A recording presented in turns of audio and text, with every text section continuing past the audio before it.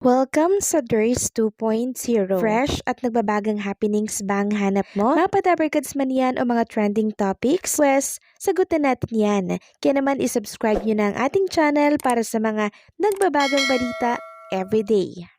So ayun, welcome back again sa ating YouTube channel mga Kadabarkads. And for today's video, ang pag-uusapan natin ay tungkol sa mga importanteng kaganapan sa loob at sa labas ng Itbulaga. So labis-labis po ang pasalamat ni Daryl Shane, Jandani, mga Kadabarkads dahil nabigyan sila ng pagkakataon ni Karen Aistrup na mag-concert together. Sabi niya dito sa kanyang post, "Still can't believe I got to sing with the insanely talented and sweet Karen Aistrup. I felt like I was singing with the childhood idol, Hannah Montana. What an unforgettable experience. Thank you for this opportunity, TVJ Itbulaga. I don't know how I'll recover from this. Thank you rin po sa mga nanood at nag-support. God bless po sa inyong lahat." And ipinakita rin po ni Daryl Shane yung mga BTS video niya dito po sa Itbulaga kasama po si Karen Aistrup, and yun during rehearsal niya po ng pag-gitar. Backstage po yan ng Itbulaga. So napakahusay ni Daryl Shane Jandani, no? Dahil mahusay na siyang kumanta, magaling pa siyang maggitara. Katulad po ni Karen, magaling magpiano, mahusay din pong maggitara. Iba-iba yung talent ng mga Dabarkads natin, ano? Hindi talaga sila nauubusan ng talent. At mabuti na lamang na-discover po sila dito sa Itbulaga. Samantalang OTW na po ang mga clones natin para po yan dito sa concert nila sa KDR-AZ. Ngayong gabi po yan, 6 p.m. mga Kadabarkads. Orani, OTW to Orani, si Jean Jordan Abina.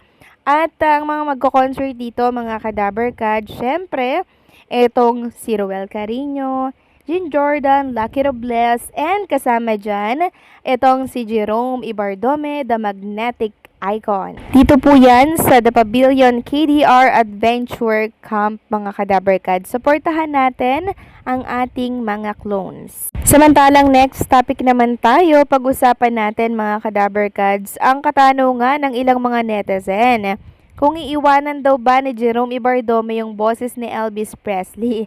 So ganito po kasi yan.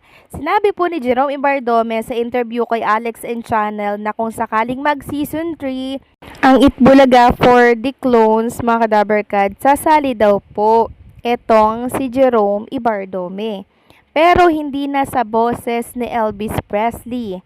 Sa taga-ibang bansa na Hollywood singer na naman po ang gagayahin niya, 'di ba? Kung baga, isasantabi muna niya yung boses ni Elvis to explore another one. Ayun yun nun, maraming tinatry si Elvis Presley, pero syempre, hindi niya po kalilimutan at iiwanan ni Jerome Ibardome ang pagka-Elvis niya dahil dito po siya nakilala at sumikat. Dito po siya minahal ng sobra mga Kadabarkads ng mga fans at supporters niya. Hindi niya po ito iiwanan. Kung baga, mag-e-explore lamang siya ng ibang boses. 'Di ba? Yun po yun mga Kadabarkads.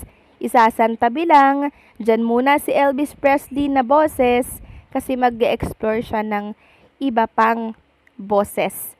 'Di ba? Para syempre mas marami niya pong ma-unlock mga Kadabarkads. Pero para sa puso natin, nakatatak na po ang clone ni Elvis Presley sa katauhan po ni Jerome Ibardome. And syempre si Jerome gusto niya rin pong makilala as Jerome Ibardome.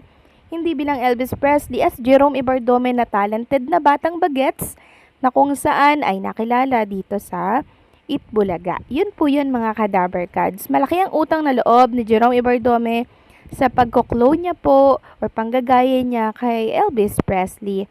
'Di ba? Kaya hindi niya po yan iiwanan. Samantalang, pag-usapan naman natin ang tungkol dito mga Kadabarkads sa nakakalungkot na balita na kinagulat po ng mga Jeromantics, no? So, yung international concert po ni Jerome Ibardome ay hindi na po matutuloy mga Kadabarkads. Ito po yung concert nila sana sa Rome, Italy. Yung magaganap sana by April something by 2026 sana to mangyayari. Pero kansilado na po mga Kadabarkads. Sabi kasi ni Ma'am Maria Victoria Alcantara Miranda. Due to some problems and situations, we are definitely canceling the concert here in Rome. We are deeply very sorry. Thank you so much for all the support shown unto us. So, ayan po, nilevela na po ng canceled na po, mga Kadaver Cats. Ito sana yung magiging unang-unang concert nila Jerome.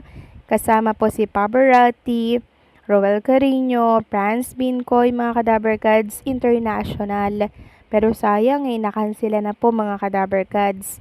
So, ang tinuturo pong problema ay situation. So, hindi natin alam kung ano yung situations na yan. Siguro, komplikado, mga Kadaver Cats. Pero, marami pa naman po. Huwag kayong mag-alala, no? Marami pa namang pagkakataon na pwedeng mangyari to. Bata pa naman po sila, Jerome Ibardome, mga Kadaver Cats. Marami pa nilang may explore sa iba't ibang bansa. Hindi lang naman ito yung concert, 'di ba? Na pwede nilang magawa. Marami pa yan, mga Kadaver Cats, sa iba't ibang panig ng mundo. Lalo't nakilala na po sila, mga Kadaver Cats, dito sa malaking programa na Itbulaga. And syempre, sila yung matunog yung pangalan.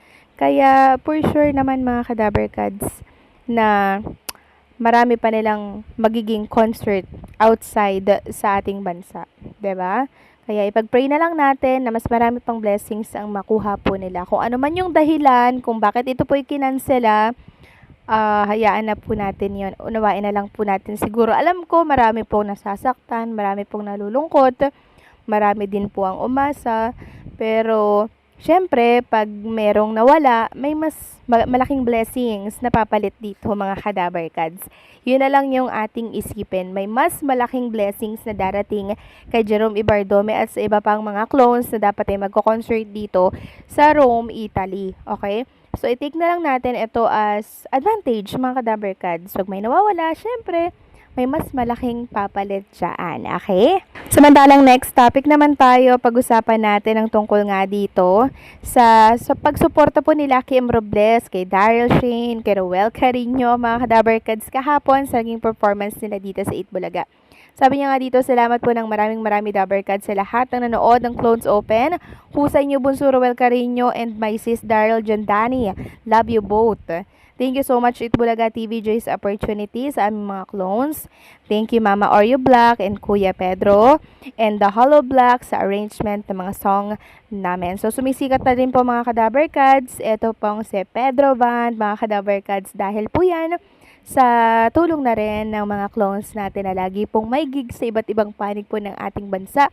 Kaya mabuhay at mas maraming blessings pang makuha sana ng mga clones natin, lalo na po si Jerome Ibardome. So, anong sa inyo dito, mga Kadaver Cats? Please comment down below.